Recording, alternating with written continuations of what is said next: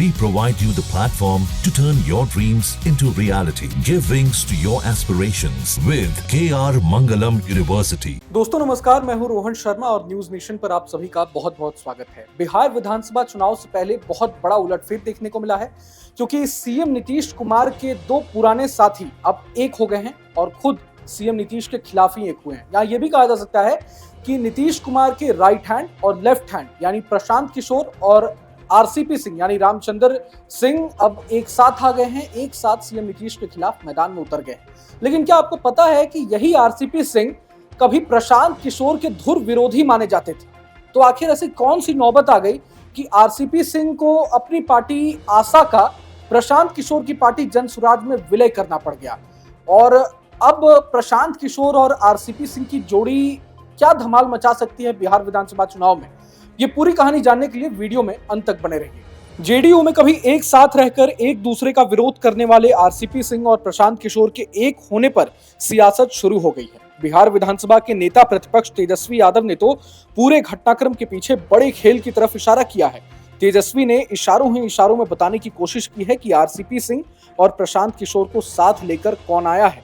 तेजस्वी ने तो कहा कि दोनों लोग जेडीयू में ही थे, एक राष्ट्रीय अध्यक्ष थे और एक राष्ट्रीय उपाध्यक्ष थे। तेजस्वी ने कहा कि ये सब कौन करा रहा है और कैसे हो रहा है, बिहार की जनता सब कुछ जान रही है। जानकारों का मानना है कि तेजस्वी का इस इशारा साफ साफ बीजेपी की तरफ था, क्योंकि उनका मानना है कि बीजेपी कहीं ना कहीं बीजेपी की मंशा है जेडीयू को खत्म करने की। तो ये तेजस्वी की बात रही। लेकिन अब आरसीपी सिंह और पीके की दुश्मनी की कहानी क्या है वो मैं आपको बता देता हूं। 16 सितंबर 2018 को प्रशांत किशोर ने राष्ट्रीय उपाध्यक्ष के पद पर जेडीयू ज्वाइन किया था। उस वक्त जेडीयू में आरसीपी सिंह का कद काफी बड़ा था। 2010 से पार्टी का कर्ता धर्ता भी वही रहे थे। नीतीश के लिए रामचंद्र बाबू कितने खास थे इसका अंदाजा इस बात से लगा लीजिए कि 2014 के लोकसभा चुनाव के बाद पार्टी के अधिकांश नेता सार्वजनिक रूप से आरसीपी सिंह को पार्टी की दुर्गति के लिए जिम्मेदार मान रहे थे।